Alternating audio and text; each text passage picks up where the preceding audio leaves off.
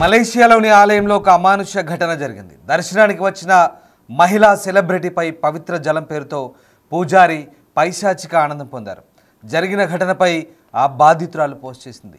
బాధితురాలు miss grand మలేషియాగా చెప్తున్నారు.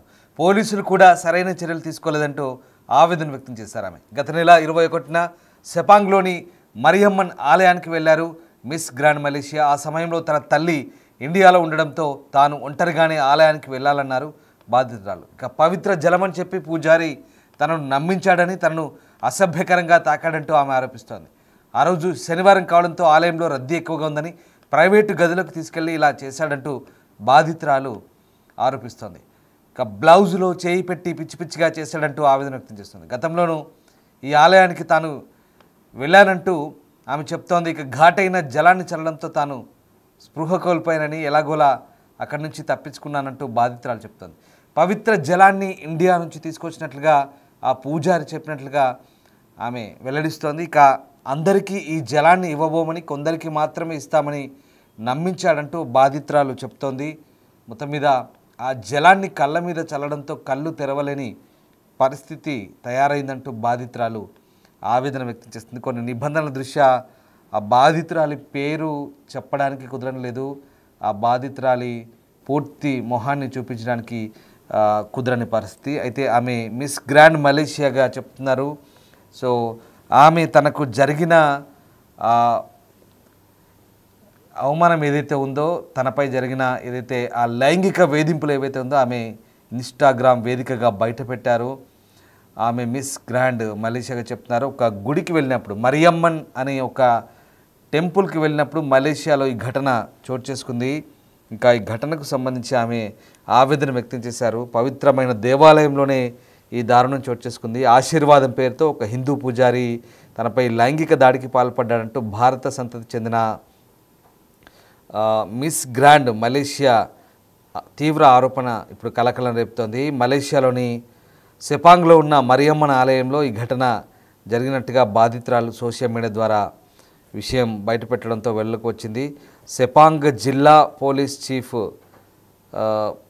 ఈ ఘటనపై స్పందించారు. నిందితుడు భారత జాతీయుడని, ఆలయంలో ప్రధాని పూజారి అందుబాటులో లేకపోవడంతో తాత్కాలికంగా విధులు నిర్వహిస్తున్నాడని తెలిపారు. బాధితురాలపై పవిత్ర జలం చల్లినట్లు నటించి ఆ తర్వాత ఆమెపై లైంగిక దాడికి పాల్పడ్డాడని పోలీసులు చెప్తున్నారు. ఇక పరారీలో ఉన్న నిందితుడి కోసం తీవ్రంగా గాలిస్తున్నామని, దర్యాప్తు కొనసాగుతుందని వెల్లడించారు. ఇక జూన్ 21న తాను ఒంటరిగా ఆలయానికి వెళ్ళాలని బాధితురాలు ఇన్స్టాగ్రామ్ పోస్ట్లో చెప్తున్నారు.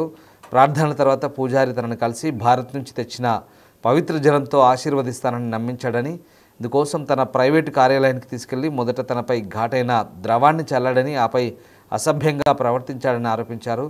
దుస్తుల్లో చేతులు పెట్టి అనుచితంగా తాకాడని, తనతో లైంగికంగా కలిస్తే అది దేవుడికి చేసే సేవ అవుతుందంటూ చెప్పి వేధించాడంటూ ఆమె ఆవేదన వ్యక్తం చేస్తున్నారు. ఇక ఈ ఘటనతో తాను షాక్కు గురై కదలలేకపోయానని, జూలై 4న పోలీసులకు ఫిర్యాదు చేశానంటూ ఆమె చెప్తోంది. అయితే ఈ విషయాన్ని బయటపెట్టవద్దని, పెడితే నింద తనపైనే పడుతుందని విచారణ అధికారి తనను హెచ్చరించినట్టుగా కూడా ఆమె ఆరోపిస్తున్నారు.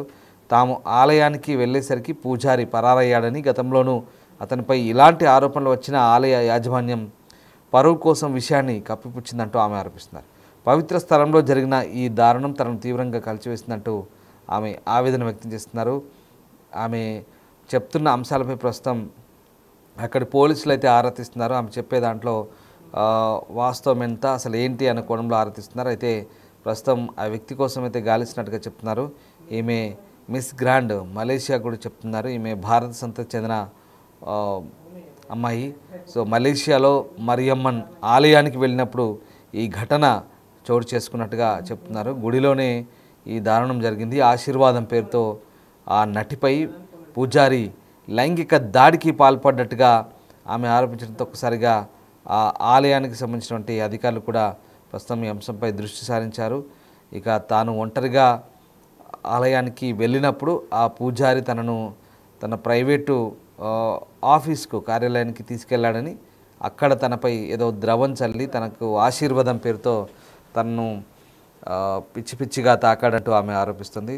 సో ఈ ఆరోపణలపై, అంటే ఇది గుడిలో జరిగినట్టుగా కూడా ఆమె వెల్లడించట్లేదు. కేవలం గుడిలో ఉన్న పూజారి ఆశీర్వాదం పేరుతో తనను వేరే చోటికి ప్రైవేటు కార్యాలయానికి తీసుకెళ్లాడంటూ ఆమె చెప్తున్న పరిస్థితి కనబడుతుంది. అయితే అతని మాటలు నమ్మి ఆమె అక్కడికి వెళ్ళి ఇలాంటి చేదు అనుభవాన్ని మూటగట్టుకున్నట్టుగా చెప్తుంది. సో ఇదంతా కూడా ప్రైవేటు వ్యవహారంగానే పోలీసులు భావిస్తున్నారు.